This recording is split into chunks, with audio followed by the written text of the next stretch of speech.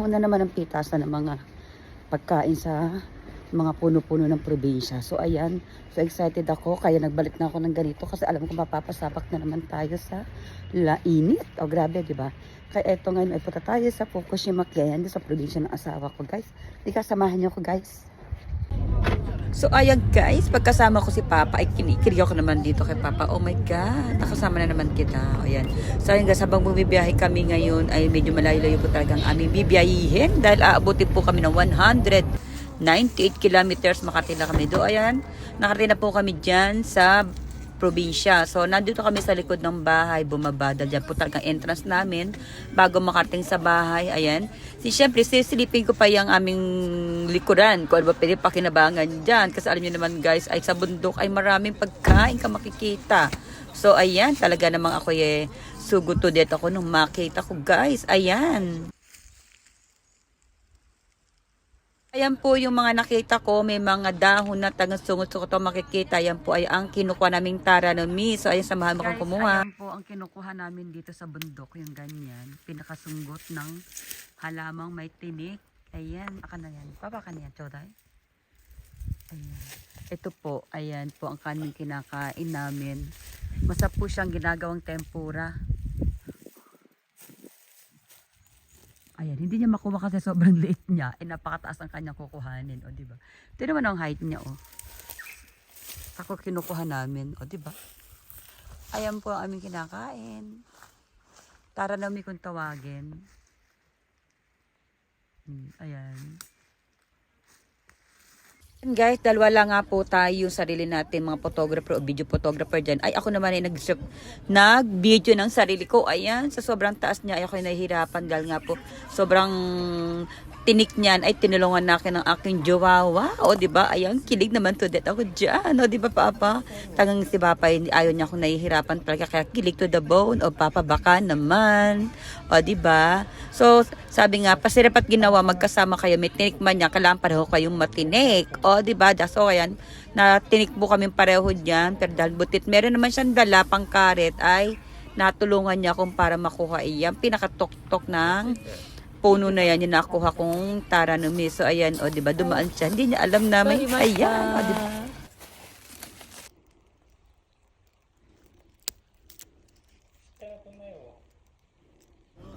At dahil nga po guys ay matinik talaga ay ingat tudot po kami dyan ng aking jowawa. O diba jowa, alam mo naman ayaw ka pang nahihirapan. So ayan, mag-ingat ka sa iyong pagkuha ng tarnumid para hindi ka man ay masugatan. O yan, diba? Ang dami dito. And then, ang daming makukuha ng aking jowawa.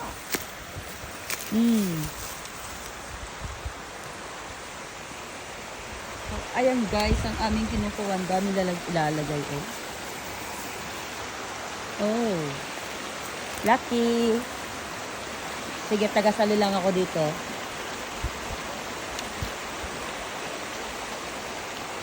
Dami niya naku. Ang dami rito guys. So, ayan pa oh.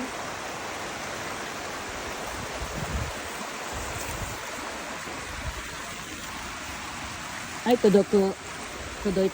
Andito lang ako sa may taas ng tulay pero naabot ko siya. Ayan. Ang pang alis. Ayan, sige, kumuha ka lang dyan, daddy. Ay, maliit pa yan, sayang. Ayan, ang aming kumukuha.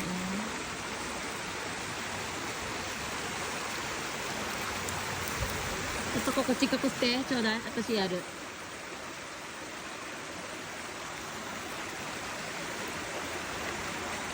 違うこっち側に丸まってる反対側に違う反対だよ Oo. Tuta. 来年ならねえよお母さんのするから Naro.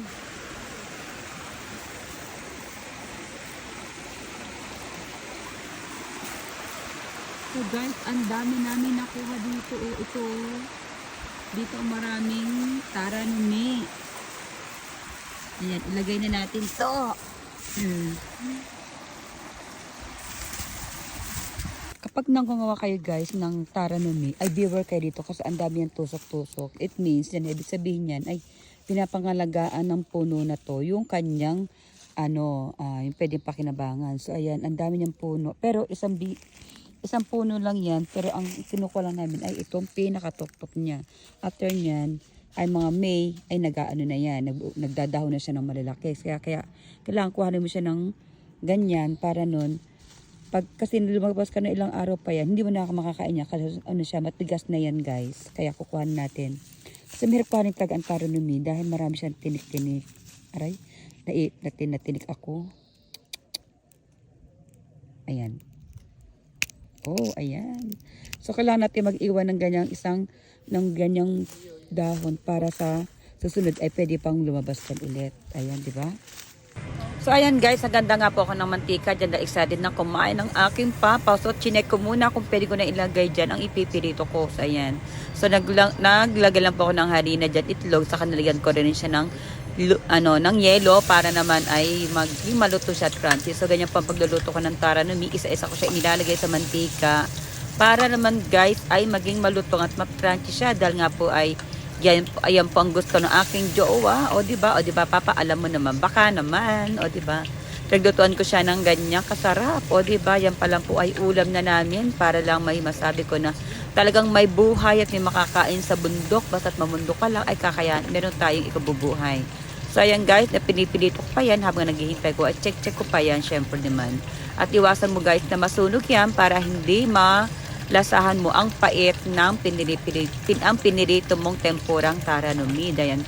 Dahil nga po guys ay excited na rin ako makakain yan. So nilakasan ko ng apoy niyan para madali din siyang maluto. Pero guys, advisable lang po na kailangan ilutuin nyo po ng maayos yung kanyang pinipilito para hindi po nyo malasahan or maano yung lasa niyang hilaw. So talagang pagdating po talaga mga ganitong pagkakataon ng mga April, katapos ng April o first week ng May, ay marami pong lumalabas niyan sa bundok na libre mo lang makukuha pag ikaw talaga ay naglibot sa bundok. So guys, ayan, di ko po ito naranasan sa ating lugar, pero dito sa bansang Japan ay naranasan ko po dahil nga po mahilig naman talaga ako sa nature lover. So ang tempura po at mapanggulay-gulay, pwede natin kukuhanin na yan sa bundok. So yan guys, pag ganitong panahon talaga ay talagang ako'y wanto sawa sa kakakain ng tara numi. Dahil nga po maganda rin naman sa katawan ng ating mga kinakain na gulay. So bali, be worth ingatin tayo sa pagkain kasi marami rin mantika. Ayan. So kaya kailangan laging bago mantika pag gagamitin natin dyan.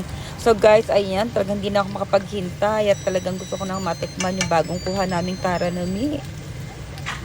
Ito guys ay sa bundok lang ito makukuha. Pero pag ito binenta mo ay pag nabili mo sa supermarket ay napakamahal na talaga. Hindi ka makakabili, sobrang mahal niya dahil nga pumadalang makuha iyan sa bundok.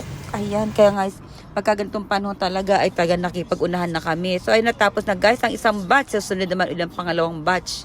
O diba? Talaga excited lang po ako makakain yan. Feeling lang talagang napakasarap niya talaga. So yan guys, talaga naman pong hindi ko palagpas yung pag ganitong pagkakataon ako ay mangunguha sa bundok, buhay ng bundok talaga, o di ba? Ayan.